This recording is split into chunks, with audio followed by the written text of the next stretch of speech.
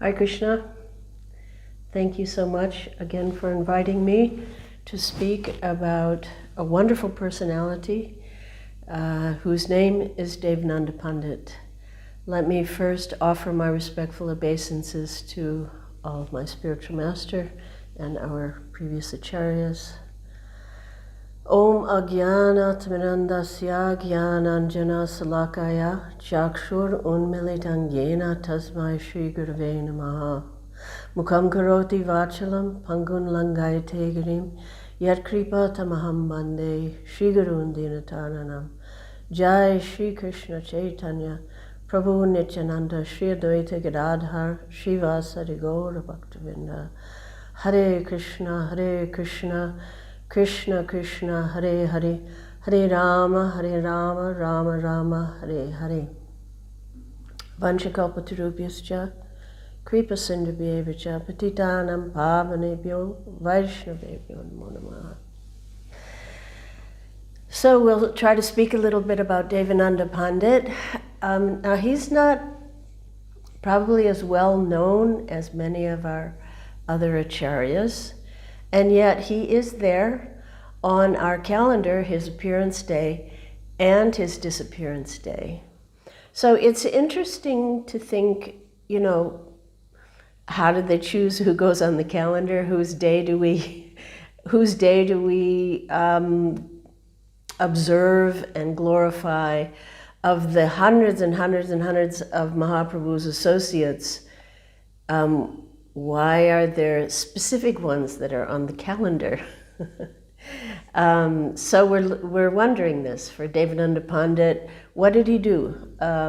He didn't write any books, but there must be some very special significance because we are meant to observe his appearance and his disappearance. So from what I can understand is that Lord Chaitanya taught very essential, important lessons through him that are extremely relevant for any one of us who's trying to make some spiritual progress. So, listen carefully to this story of Devananda Pandit and we will learn many things that are useful in our own daily life. So, Devananda Pandit was from a very elevated Brahmin family. He lived in Kulia, which is the now present day called Navadvip. It used to be Kulia. And that Kulia came from Koladvip. That is the island of Koladvip. Somehow it turned into Kulia. And that's the western bank of the Ganges. So he lived there. Amongst many brahmanas, he was apparently very neighbors, more or less, with Sarvabhauma Bhattacharya's father, Maheshwar Visharada. Of course, he was in Vijayanagar, which is neighboring Kulia. And he was by profession, he was a reciter of Srimad Bhagavatam. Interesting. And he was a very great scholar, and he was an ascetic, and he was very detached from an early age. He was completely moral and pious, and he was exemplary in so many ways, following all the regulative principles. He was austere, he was gentle, he was deeply learned in the scriptures. And he spoke only from Srimad Bhagavatam. So due to all these good qualities and his erudite scholarship, he had many, many students, which would come daily and listen to his Srimad Bhagavatam. So one day, Srivas Pandit was in the neighborhood, and he's walking by, and he hears Srimad Bhagavatam being recited. And he just hears Bhagavatam, and he's very attracted. So he just stepped into that ashram, being attracted by that sound vibration. It's interesting to note, what pulls us when we hear something. So this is Srivas. He's like, oh, Bhagavatam. He just was drawn. I'm going into that ashram.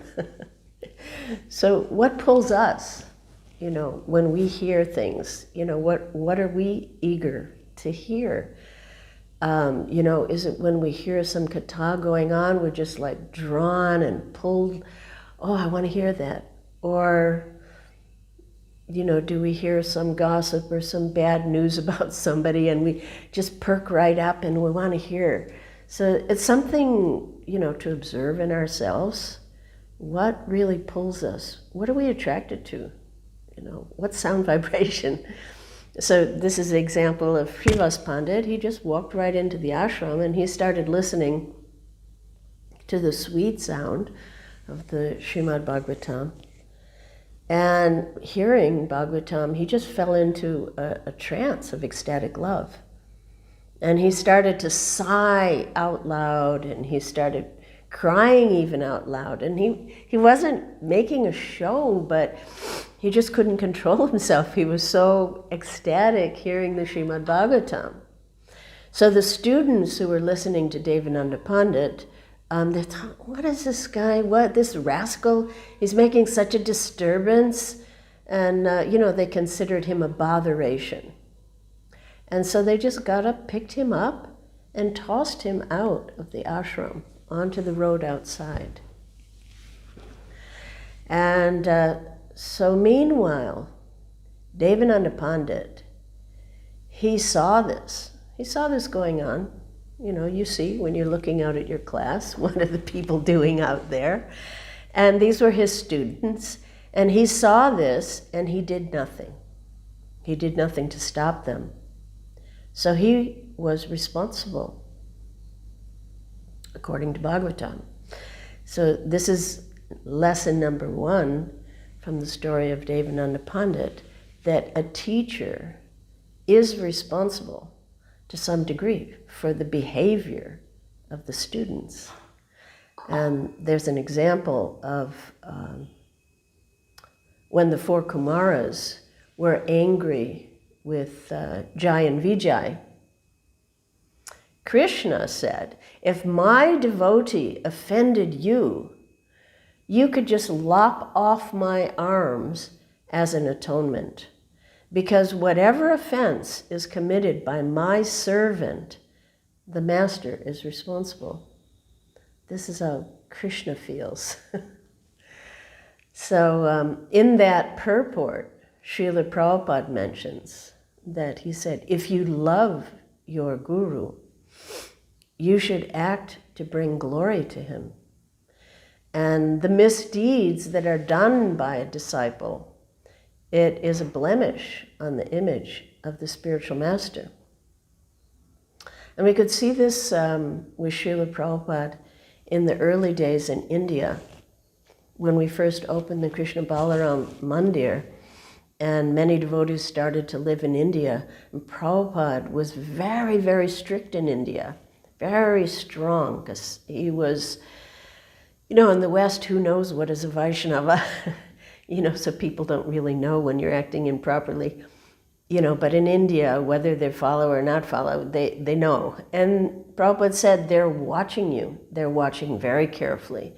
And whatever you do, they will criticize me. So, again, this is another lesson there, straight away, that there are consequences, not just in our actions, what we do, but also in our inaction. It's not that Devananda Pandit did anything, but what he didn't do.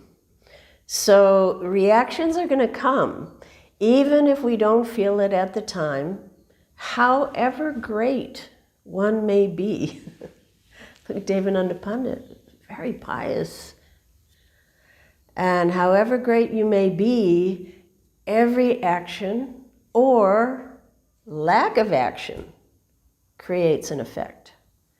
And this is just the simple science of how energy works.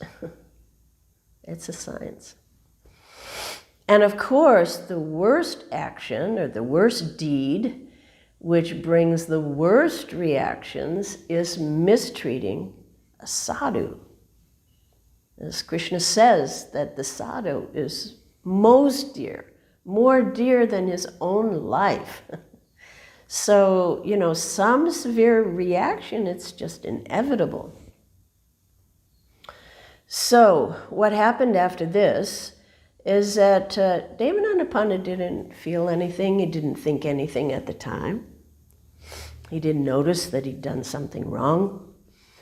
But due to this offense, years later, when Chaitanya Mahaprabhu revealed his Sankirtan pastimes, he was right there in the neighborhood, but he could not appreciate Lord Chaitanya. He disregarded him. He had no eyes to see. This very intelligent, very qualified, but he made an offense.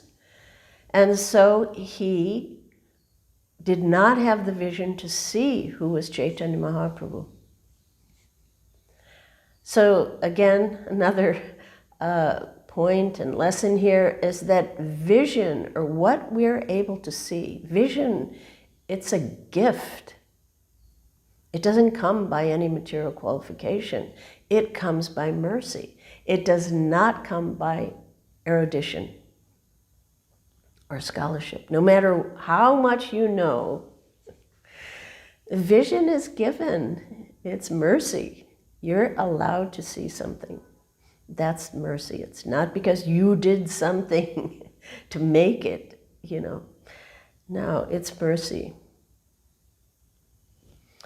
And, the fact is that even if Krishna himself stands before us, without mercy, we're not going to see him.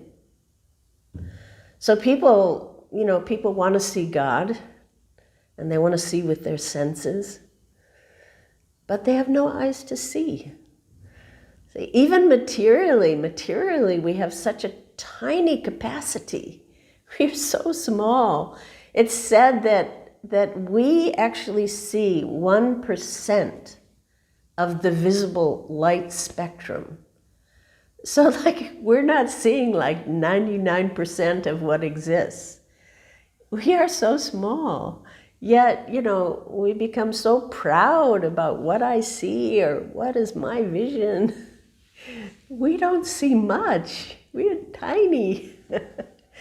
So therefore, the devotee is just, immersed in this mood of Om Ajnana Timirandasya Jnananjana Salakaya Chakshur Unmilitangena Tasmai Shri Gurave Namaha, that I am in darkness. I think I'm seeing, but I'm just seeing a tiny little something, even materially. What to speak of spiritually? So this humble, constant prayer of Om Ajnanat, this has to be our constant meditation. So anyway, later on, just one moment. Later on, after this incident, one day, this would be years later, Chaitanya Mahaprabhu, or Nimai Pandit at the time, he walked by Devananda Pandit's ashram in Kulia, and he heard him reading the Srimad Bhagavatam in his eloquent and academic way. But Nimai, he became furious. He became so angry. Who is that rascal? He's speaking on Srimad Bhagavatam? He's just an offender to Vaishnavas. And I don't hear a single sound of devotional service come out of his mouth. This rascal, he has no right to speak Srimad Bhagavatam. And he said that anyone who recites Srimad Bhagavatam without glorifying devotional service is just an ignorant fool. He knows nothing. So at this very moment, He was so angry. The merciful Mahaprabhu was so angry that at this very moment, he said, I will stop this rascal. I'll rip his Srimad Bhagavatam to pieces. And he started to run towards Devananda Pandit's ashram, and the devotees that were with him just grabbed him, no, stop, this is not really a nice thing to do. But you just see how annoyed Chaitanya Mahaprabhu was. He is the most merciful, the most compassionate avatar, but some things make him angry. And Srila Bhaktisiddhanta Saraswati Thakur, he explains that those who are bereft of devotion, who forget their actual identity, and they become completely indifferent to the service of the Lord, when they identify this indifference as the ultimate goal of life, they become a source of profound irritation to the Lord. Whoa. Profound irritation to the Lord, these people. They upset him. So Devananda Pandit, he incurred the wrath of the Lord. So Devananda Pandit, an offender, he was an offender to Srivas Pandit. I mean, it's pretty amazing to think about. It wasn't, we would say, well, it's not such a big deal. But it was a big deal. What's a big deal in the Lord's eyes, that's what we have to know, not from our own perspective. And but Devananda Pandit, he not only he offended, but he also had another serious fault at the time. He was famous for his erudition, but he had no real devotion to Krishna. So he failed to understand that bhakti as the ultimate purport of Srimad Bhagavatam. According to Bhaktisiddhanta Saraswati Thakur, he was a mumukshu. He was seeking in his heart impersonal liberation, moksha. So in his classes, Devananda Pandit glorified and praised dry austerities and renunciation. And in his discourses on Srimad Bhagavatam, he did not glorify devotional service. So he was a so-called scholar of Srimad Bhagavatam, but he didn't understand the meaning of Srimad Bhagavatam. Imagine, you're reading this book and you just do not get it at all. So another lesson, I think this is our third lesson here we're on, that are all really important, that scholarship is just not enough. You cannot understand Shastra or life itself without devotion. You become blocked.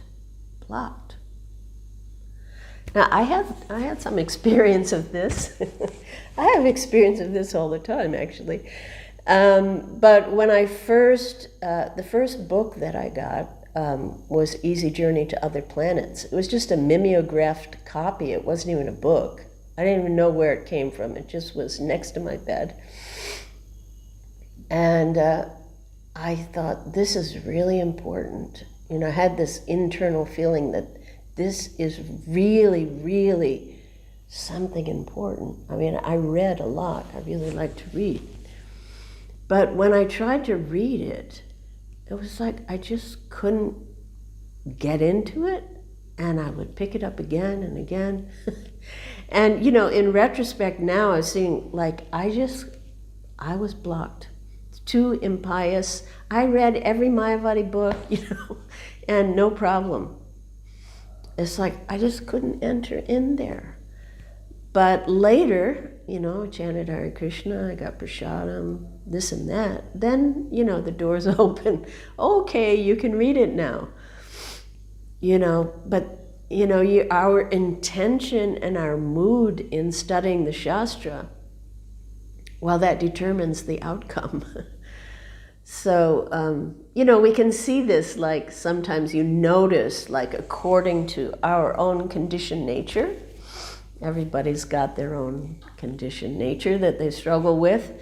And according to that, things like jump out at us, like if you're a woman and then you read something about women, you're like, oh, and it really sticks in your brain, or you're like a brahmachari struggling with sex life, and then you read all these things about spitting on sex and, so you really, these things really, this is what you remember and this is what you hang on to. So according to our intention and our own struggles and things jump out at us, and consequently we may also miss other things that are very, very important, but we just kind of skim over it, only hear one side of the story, depending on our conditioning. So anyway, later, Lord Chaitanya was walking with Srivas Pandit, and he happened to run into Devananda Pandit on the street. And he just approached him, went right up to him, and he said, "You were speaking Srimad Bhagavatam? What right do you have? The Srimad Bhagavatam is personified by the person Bhagavatam. And Srivas, he's a pure devotee, and you disregarded him. You couldn't understand his love. You offended him. If you offend a Vaishnav, you can never understand Srimad Bhagavatam. Just like if one eats food in order to be satisfied and nourished. We hear the Bhagavatam, for spiritual nourishment. But you recite Srimad Bhagavatam daily, yet you get no nourishment from it. No devotion, no real happiness." And then Mahaprabhu just stomped away, leaving Devananda Pandit, like, quite shocked. This person younger than him, comes up and blasts him on the road.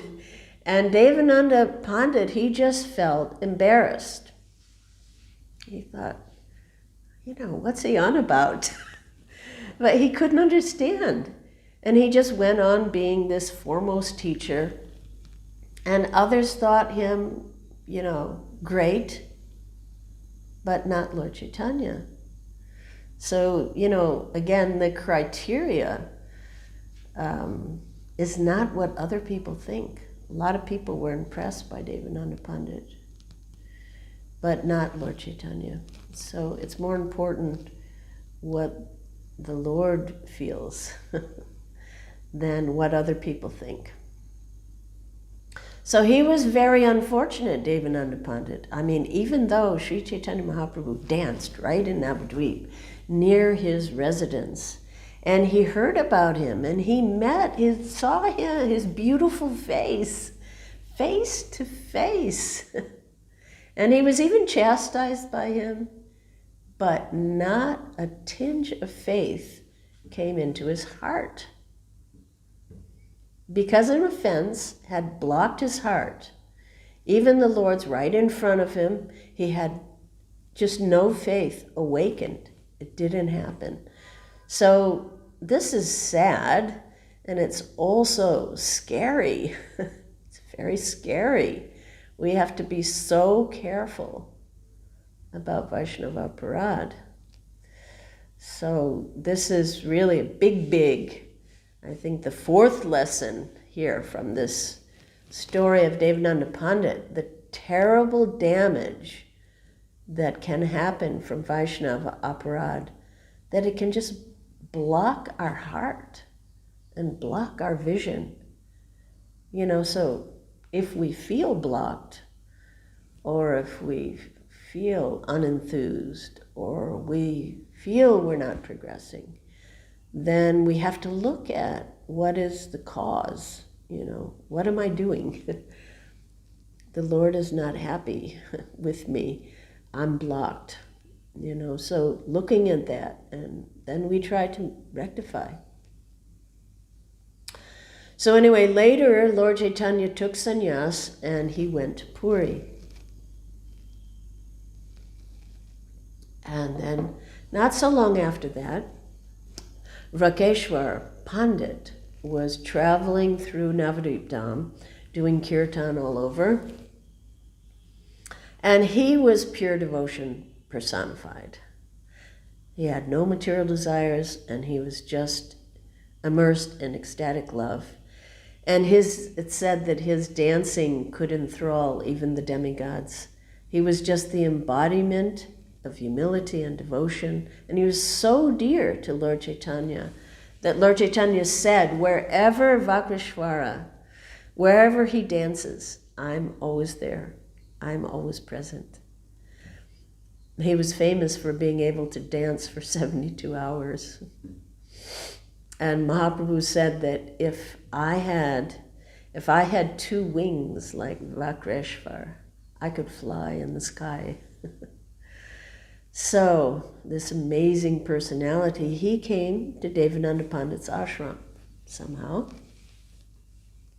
Now, when Devananda saw him, something happened in his heart, and he just was so attracted, and he wanted to serve Vakreshwar. So, although he was, famous as an austere scholar, he began to render really menial services to Vakreshwar Pandit. So he would hold a stick, and when Vakreshwar, to keep the area clear, when he's dancing, he would hold people back, and when Vakreshwar would, faint in ecstasy, Devananda would catch him, and with great respect and devotion, he would take the dust from his feet. So because of this sincere service to a great devotee, something wonderful happened to him. That faith in Sri Chaitanya Mahaprabhu, it just awoke in him. It just happened.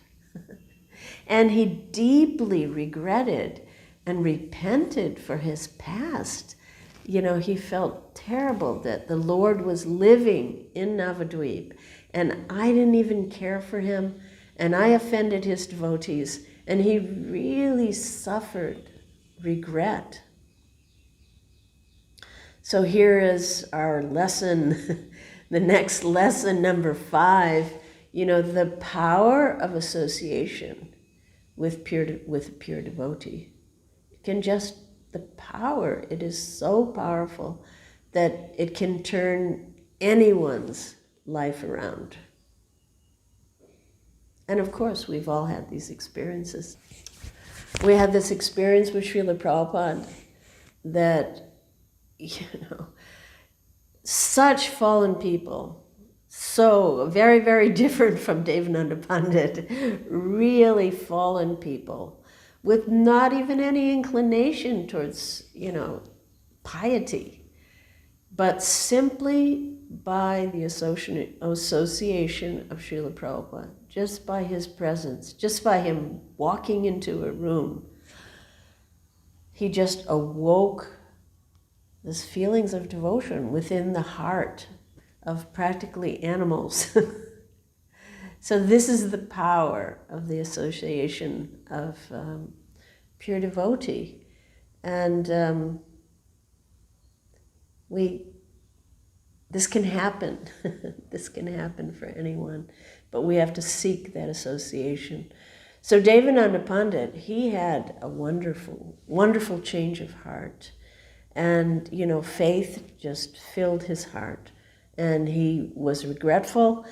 And he was humble. He felt humbled, and that is required. We need to feel humbled. So the Lord puts us in different situations. If we don't feel that way spontaneously, he gives us situations where we're forced to be humbled. Old age is one of them. We get so humbled. Because there are no arrogant saints, You're not going to become saintly without becoming humble. So after this, Lord Chaitanya then, he traveled to the south, and Then he returned to Puri, and then later he attempted to go to Vrindavan. And on the way, he stopped in Vijayanagar at the house of Vijayavachaspati. That's the brother of Sarvabhauma Bhattacharya. And everyone heard, wow, Nimai Pandit's back, and now he's Chaitanya Mahaprabhu. So people flooded the place to try to see him. So in secret, Mahaprabhu had to move on, and he went to Kulia. And he stayed at the house of Madhavadas for 1 week. So then hundreds of people came to see him. Nimai's back, and now he's Chaitanya Mahaprabhu. He's so great. And so many people realized his greatness at that time. And they felt sorry. Also, they came for forgiveness. Wow, we didn't know you were Nimai Pandit. We didn't know he was so great. So they felt sorry. And one of those who was sorry was Gopal Chappal.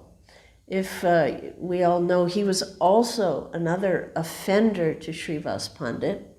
And as a result of that, he got leprosy.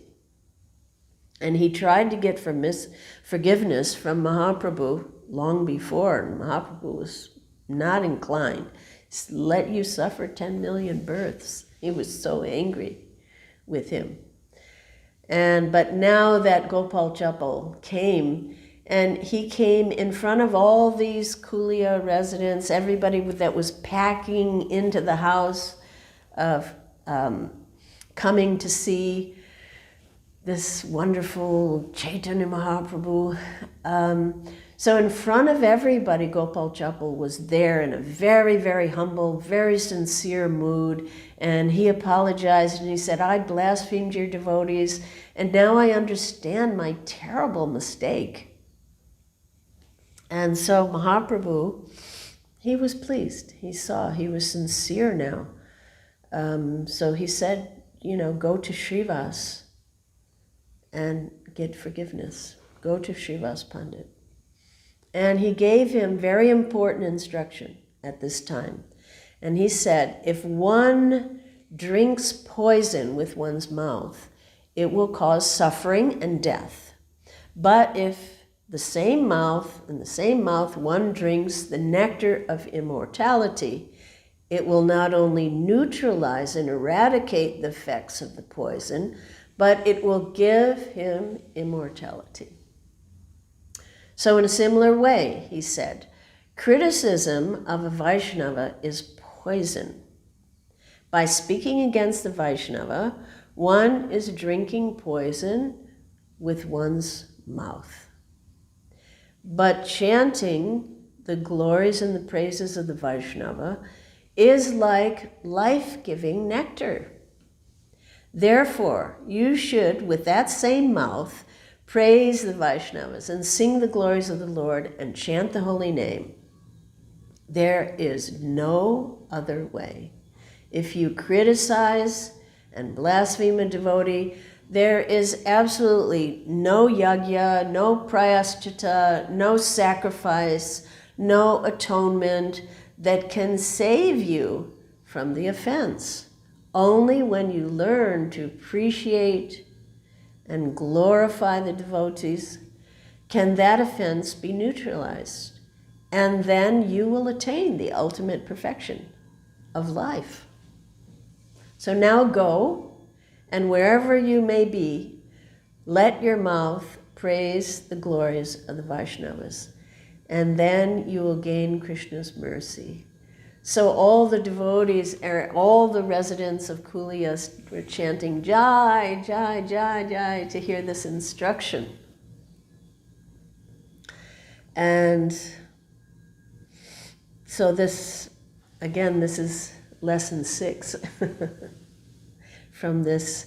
The glorification of the Vaishnava is the only way to counteract the effect of offenses. Blaspheming of devotees is the best way to be deprived of mercy, and glorifying and serving devotees is the best way to get the mercy of the Lord. That's why I do these classes. I've used my mouth so much in a poisonous way that, the only hope is to try to use it more for glorifying devotees as much as possible and get rid of all that poison. So then many other residents of Navadvip, they also came forward and they're all asking for forgiveness and they're feeling sorry. Now Devananda Pandit was there and he was watching all of this, but he was like hiding in the back because he was feeling so ashamed and afraid. And he said, I'm so offensive. And he felt dirty. Now, I've also had a similar experience feeling that way in front of Srila Prabhupada, especially seeing Prabhupada the first time. I just felt so dirty and exposed and ashamed and fallen. And, you feel sorry, you want to hide. Hide, oh my gosh, look at me. But you can hide from that penetrating gaze of the pure devotee. And that gaze brings full ecstasy also. There's this mix of pain and pleasure. And so Devananda Pandit was just hanging back. I used to do that, hang in the back. Oh, I don't even want him to see me. And but Lord Chaitanya saw him, and of course, being Paramatma, he knew his intention, and he called him, and he understood his heart. And so he called out, "Oh, Devananda Pandit, you served and pleased Vakvishwar Pandit, and therefore you may come to me. I really want to see you." And he said, Vakvishwar is the embodiment of pure devotional service. He is so pure that Krishna is personally living within his heart. And therefore, wherever Vakvishvara is, all the holy places manifest there. And because you served him, and you have pleased him with sincerity, therefore, Krishna's mercy will be upon you. We can take shelter in this also, because this is Srila Prabhupada. He took the holy places with him wherever he went.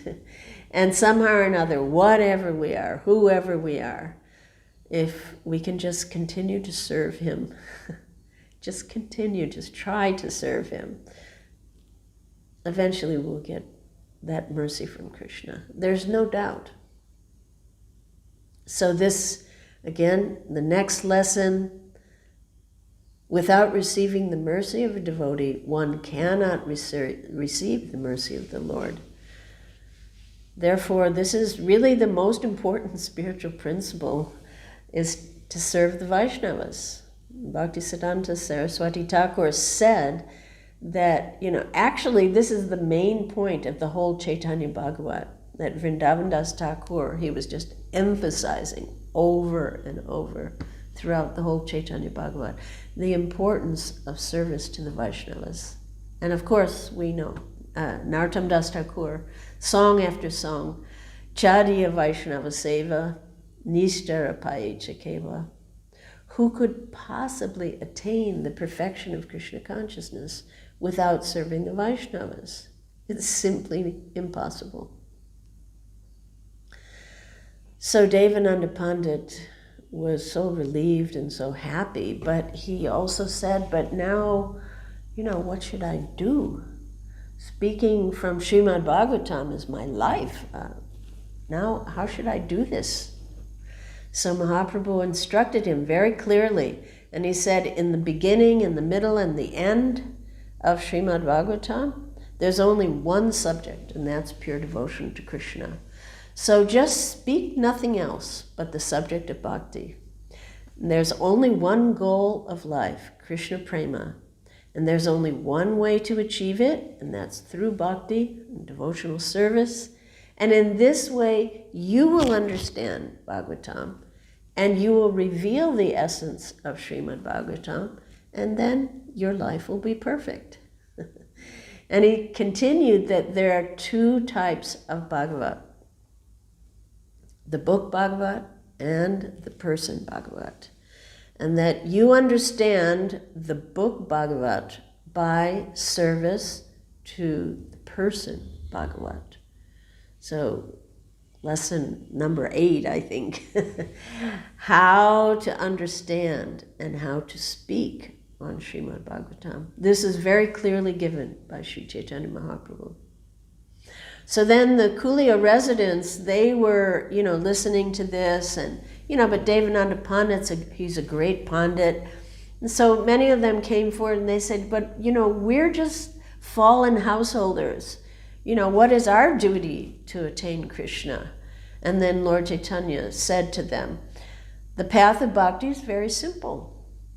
You'll attain ultimate perfection of Krishna prema if you just do 2 things. Just chant the holy names incessantly and serve the Vaishnavas. So simple, but difficult to actually enter into that, to actually do all of that, those 2 things in the right mood, in the right spirit. It requires great depth. It's simple, but it's not easy. But this is the principle. It's the profound formula for success that was revealed right here. Chant the holy name sincerely, and be careful not to offend the Vaishnavas. So we can try to the best of our ability to take this principle very seriously. And you can see that Srila Prabhupada, he designed our program, our spiritual program, our sadhana that he designed for us, so that these things would happen automatically, daily. Immediately we wake up in the morning, and then there's the singing of the samsara prayers. So we're glorifying the Vaishnavas. And then we serve Tulsi Devi. And, again, another great devotee. And then we chant for some hours the holy name. And then again we glorify through Guru Puja. And then after we've purified ourselves to some extent, then we hear Srimad Bhagavatam. So this is all, very systematic way that's designed to keep us doing the right things in the right consciousness and moving forward. So back to Gopal Chappal, he really embraced everything that Mahaprabhu said, and he became a very, very great and famous devotee. I'm told, I haven't confirmed it, but I have been told on more than one occasion that the devotee Devaki Nandana, that Gopal Chappal became Devaki Nandana through initiation. And Devaki Nandana is famous for writing these songs glorifying all devotees. And many Gaudiya Vaishnavas sing these songs every day. Understanding the importance of glorifying the Vaishnavas, they actually sing these songs. It's a beautiful, beautiful song, wherein the glories of the devotees of Vrindavan, devotees of Navadvip, devotees of Puri, devotees who came before, and devotees that will come into the future. The whole song is just about, I just want to glorify all these personalities. So it's very beautiful. I keep thinking I should do that, do it every day. So, so much to learn from Devananda Pandit's story. I mean, he was famous for his mistakes, but also how he became famous for how he overcame them. This is a very instructive story for us, to help us to grow spiritually, so that we understand, what works, what doesn't work. Because generally we don't start out in the process, as being great souls. We all make lots of mistakes, but which we hopefully will lead to our growth.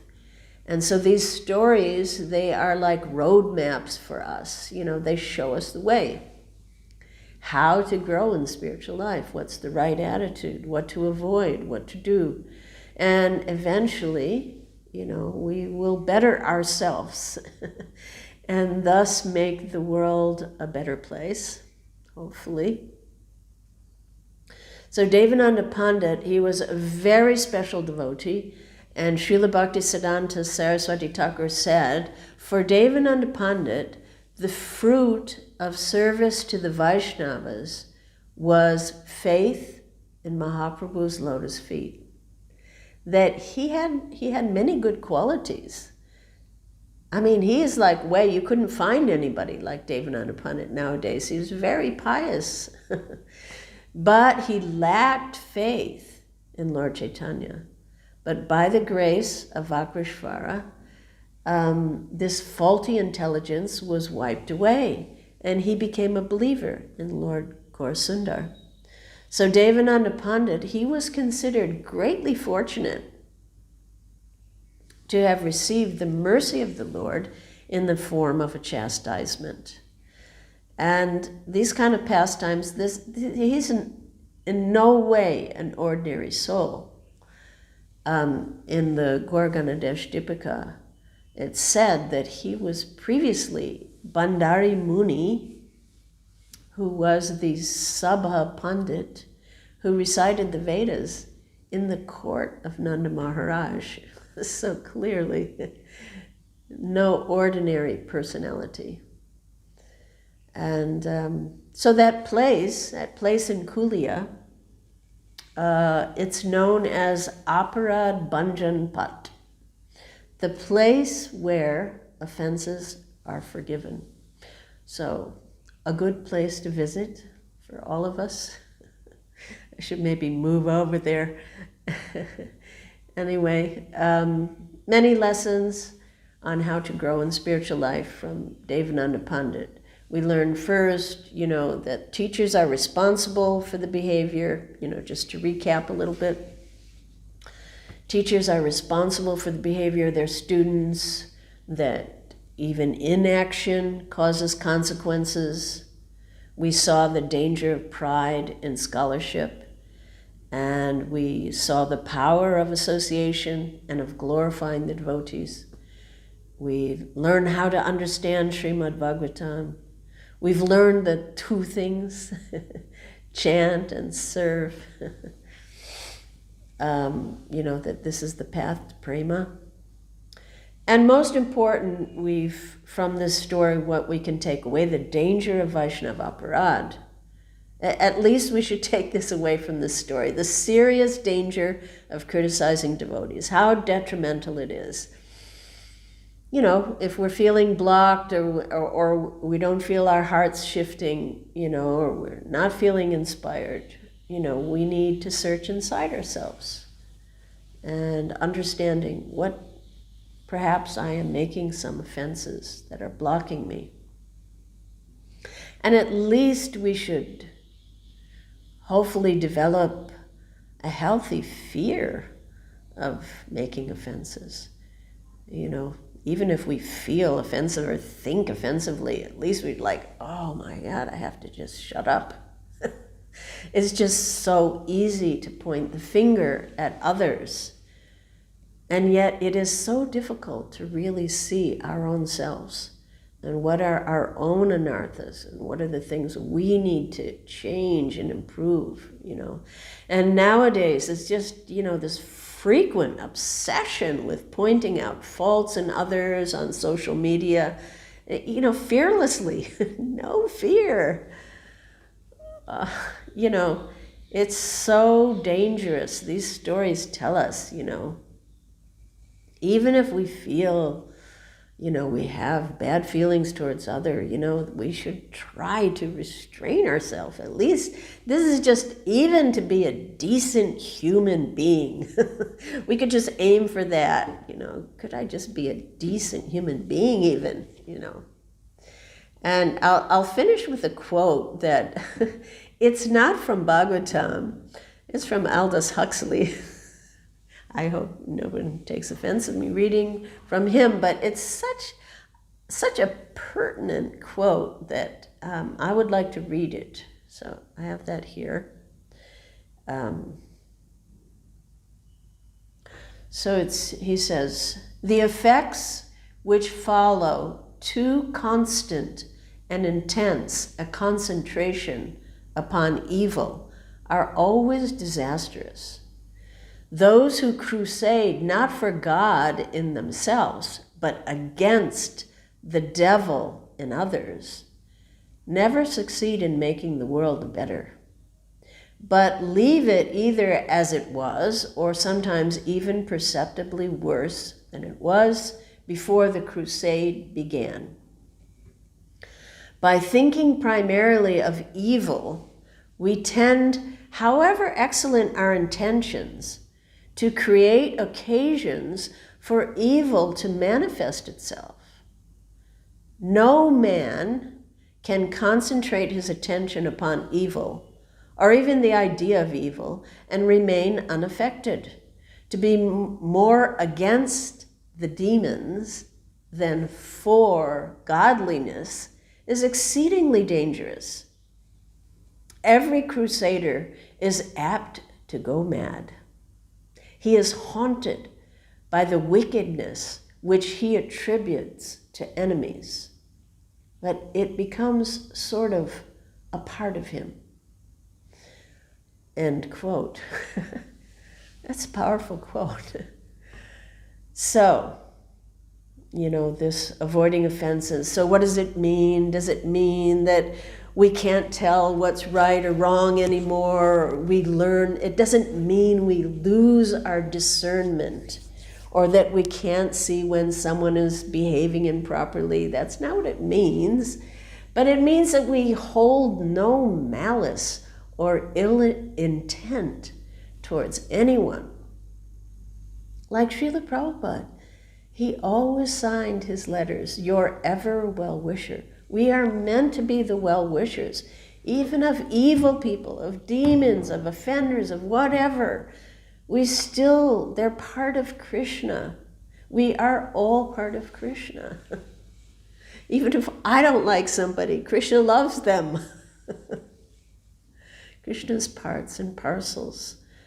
And even Srila Bhaktisiddhanta Saraswati, he said that, I wish nothing but the highest good for my greatest enemy. Wow. We cannot imitate these things, but we can aspire, we can hope that we could one day have such magnanimous feelings in our hearts. And at least minimally, we should fear being offensive. It's difficult. In Kali Yuga, it just comes so naturally to just offend. But, it's important to cultivate a desire to develop the heart of a Vaishnava. So we offer respects to Devananda Pandit for teaching us so many things in his pastimes. He was a most fortunate devotee, and by studying his life, we can understand so many things that are relevant to our own practices and our efforts in trying to become Krishna conscious. All glories to Devananda Pandit. Hare Krishna.